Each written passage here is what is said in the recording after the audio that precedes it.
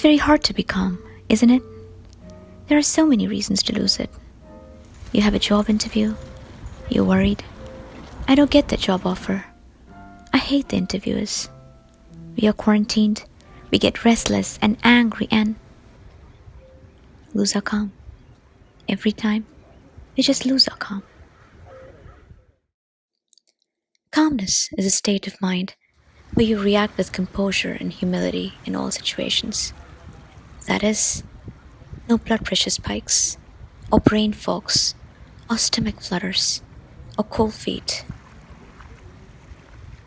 Wouldn't it feel good to not have all that and be at peace? My research shows me that there are 3 techniques that, when used together, can train us to be calm. But there is no quick fix, no magic pill, no list of morning affirmations. It has to come from within, and it takes time. Technique 1. Be self-aware. The Dalai Lama has said, if you have fear of some pain or suffering, you should examine whether there is anything you can do about it. If you can, there is no need to worry about it. If you cannot do anything, then there is also no need to worry. It is not the situation that leads to our suffering, but how we respond to it. For example, if someone speaks negatively behind my back, I get hurt and upset and probably react with more negativity. However, this reaction is my own creation. If I choose to not place much importance to those words, if I choose to not take the situation personally, I stay calm. Matthieu, Ricard, monk, and often considered the happiest man alive, wrote, we try to fix the outside so much, but our control of the outer world is limited, temporary, and often illusory. A source of calm when faced with a tough, unexpected situation is acknowledging that a situation has happened or is happening, being present enough to focus on finding a solution. One way to be more self-aware is through mindfulness. Professor John Kabat-Zinn, the founder of mindfulness-based stress reduction, has talked extensively about it. He says, mindfulness is a way of paying attention to what is happening in the present moment. The challenge is actually just experiencing one breath in and one breath out. And that means not thinking about the breath or patting ourselves on the back for how wonderfully we breathe or anything like that.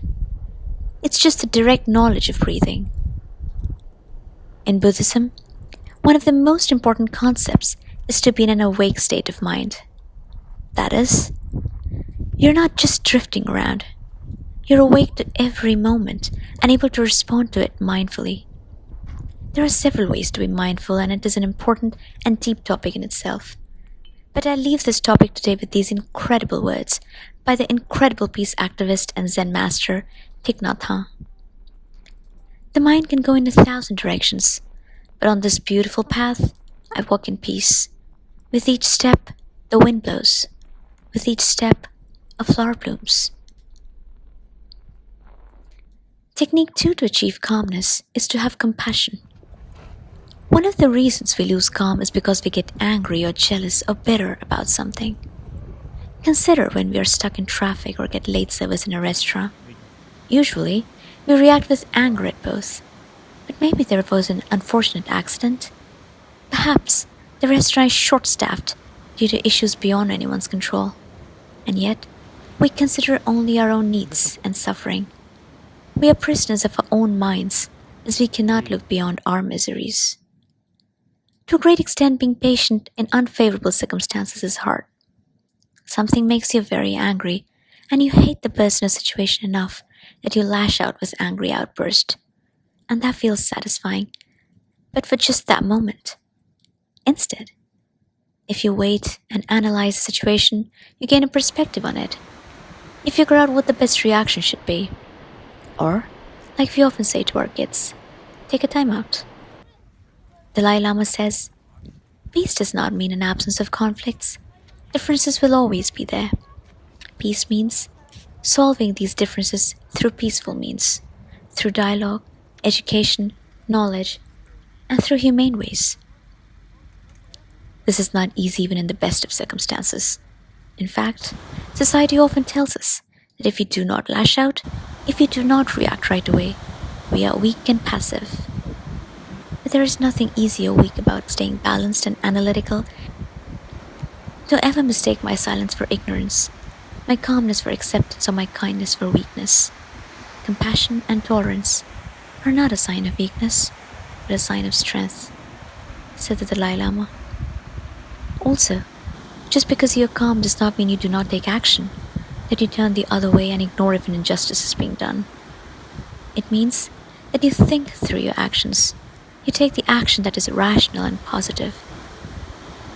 Thich Nhat Hanh said, "Anger is like mud, but lotus grows in mud."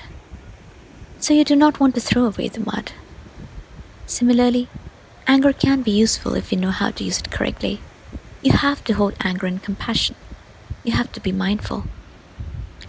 Meditation is a great way to see beyond yourself and empathize with others.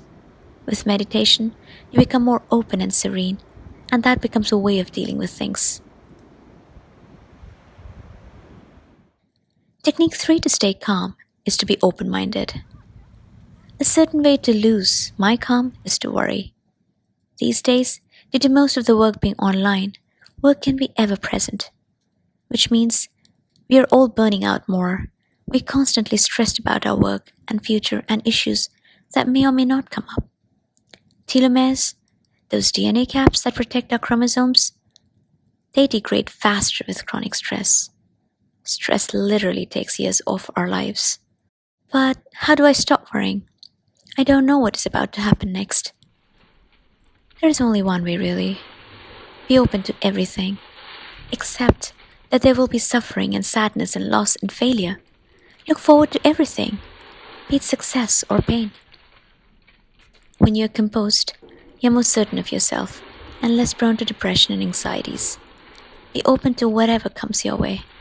Be with whatever life brings you, like the great 13th century poet Rumi had written in his poem, The Guest House. This being human is a guest house. Every morning, a new arrival. A joy, a depression, a meanness, some momentary awareness comes as an unexpected visitor. Welcome and entertain them all, even if they're a crowd of sorrows who violently sweep your house empty of its furniture. Still, treat each guest honorably. He may be clearing you out for some new delight. The dark thought, the shame, the malice, meet them at the door laughing and invite them in.